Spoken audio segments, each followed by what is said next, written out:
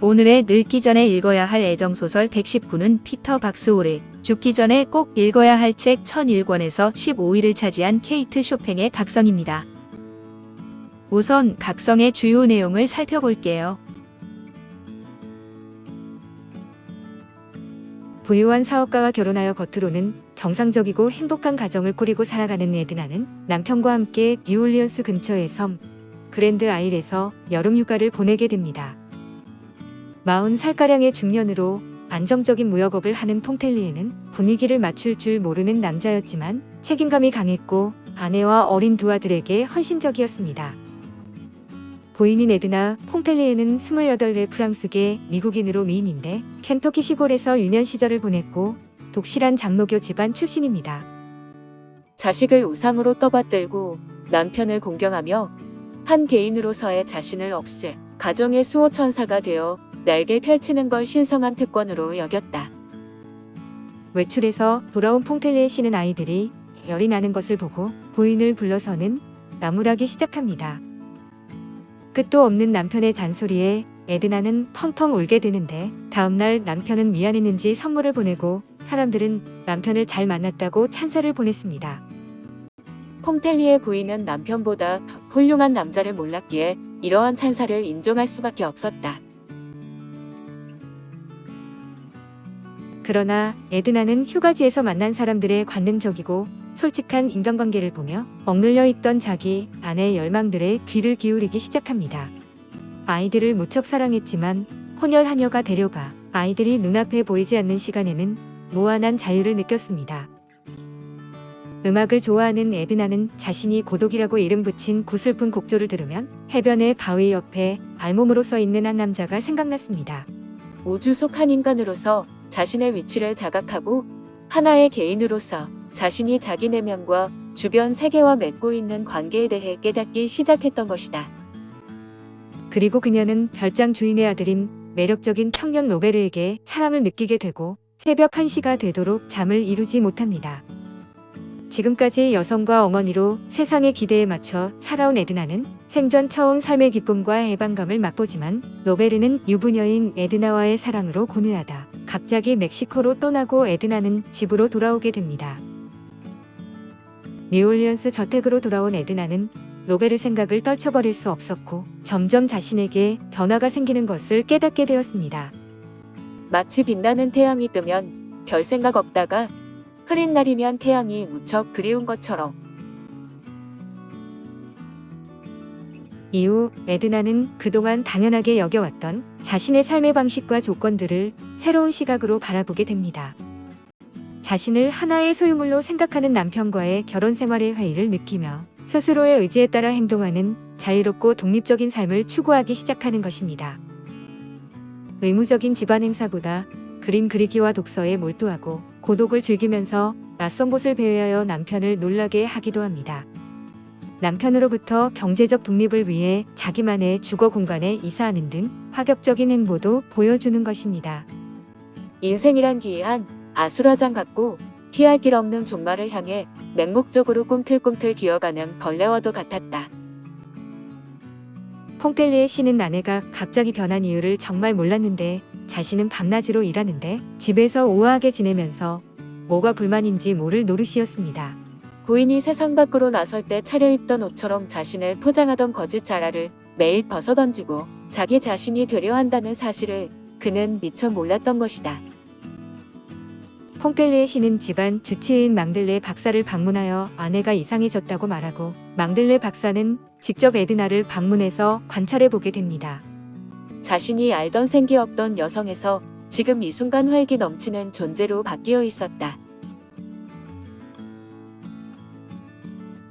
사회적 체면을 중시하는 남편에게 에드나는 점점 더 이해할 수 없는 존재가 되어가지만 그럴수록 삶의 저변을 더 깊이 들여다보고 이해하게 되는 느낌을 받습니다. 에드나의 변화는 또렷해졌고 결심은 확고했으며 남편에게서 벗어나려면 그의 풍족한 그늘에서 벗어나야만 한다는 것을 확실하게 알고 있었습니다. 경마장에 함께 간 아로뱅과 생애 처음 격렬한 키스를 나누었지만 아로뱅은 그녀 인생에 의미는 없는 존재였고 에드나는 울었습니다. 눈앞을 가리던 뽀얀 안개가 걷혀 삶이란 것이 그 괴물처럼 아름다우면서도 잔인한 것이 그럼에도 불구하고 얼마나 소중한 것인지 조금은 알 수 있을 것 같았다. 어느 날 에드나는 라이즈양 집을 갔는데 로베르 르브랭이 들어왔고 두 사람은 사랑을 확인하고 키스하며 왜 사랑하지 못했는지 이야기를 나누게 됩니다. 망들레 박사는 에드나를 설득해보려 했지만 에드나는 이렇게 말하는 것이었습니다. 평생 망상에 사로잡혀 바보처럼 사느니 고통스럽더라도 결국 깨어나는 게 낫겠죠. 그러나 그녀의 이런 저항이 시도들은 사회의 한계를 반영해 결국은 비극적으로 끝을 맺게 됩니다. 애들 생각에 혼란스러웠지만 로베르를 만나러 서둘러 갔는데 로베르는 없었고 작은 응접실에 로베르가 남긴 쪽지가 있었습니다. 당신을 사랑합니다. 떠납니다. 당신을 사랑하기 때문에. 에드나는 바다로 가서 물속으로 들어가는데 몸을 살며시 꼭 안아주는 바닷물의 감촉이 관능적이었습니다. 계속 들어갔는데 해변은 멀어지고 다시 돌아가기엔 너무 피곤했습니다. 윙윙대는 벌들의 소리, 캐랭이 꽃의 사양 같은 향기가 온천지에 가득했다. 그럼 소설에서 마음속 깊이 남는 구절을 한번 살펴보도록 하겠습니다.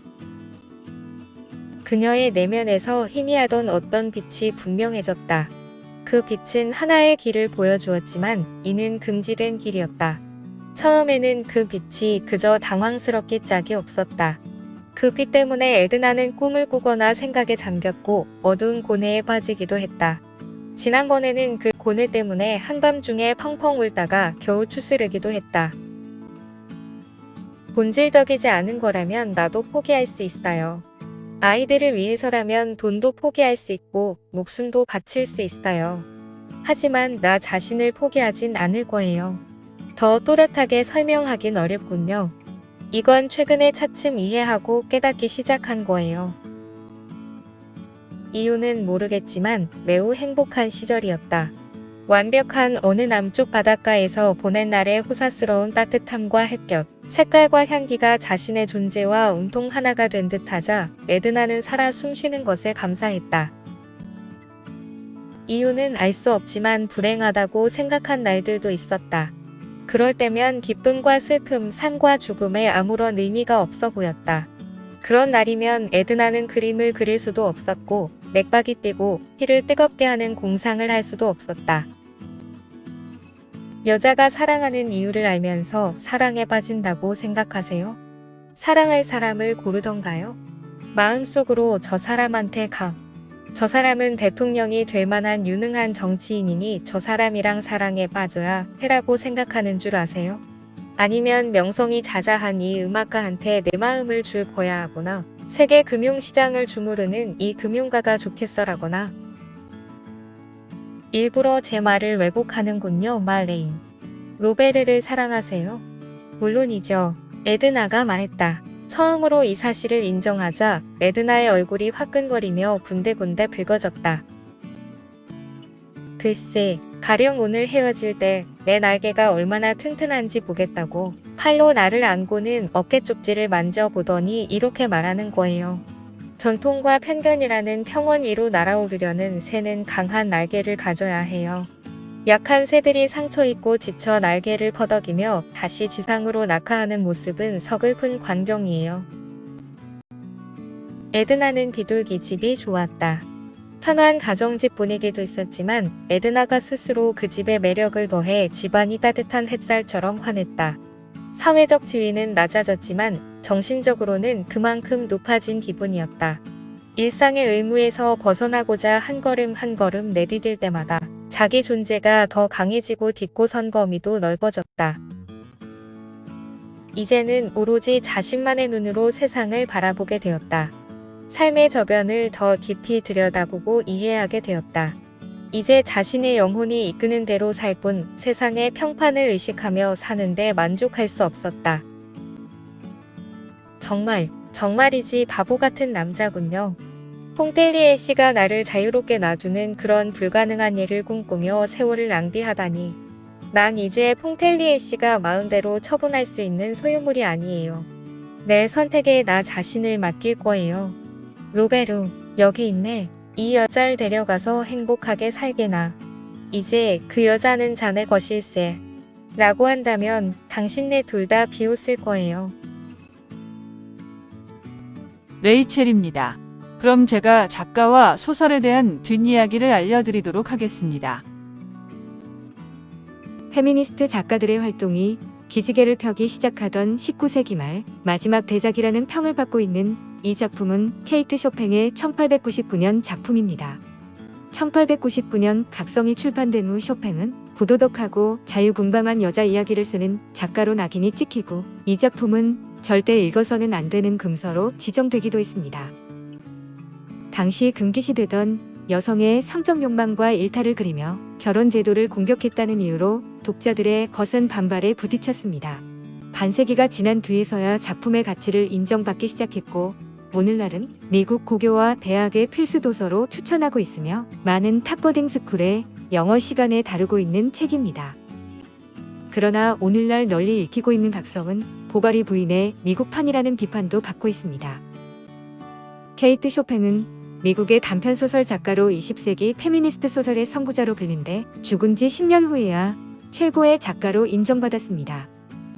그녀는 1850년 미국 미주리주 세인트루이스에서 캐서린 오플러트라는 이름으로 아일랜드 출신의 사업가인 아버지와 프랑스 귀족 혈통의 어머니 사이에서 태어났습니다.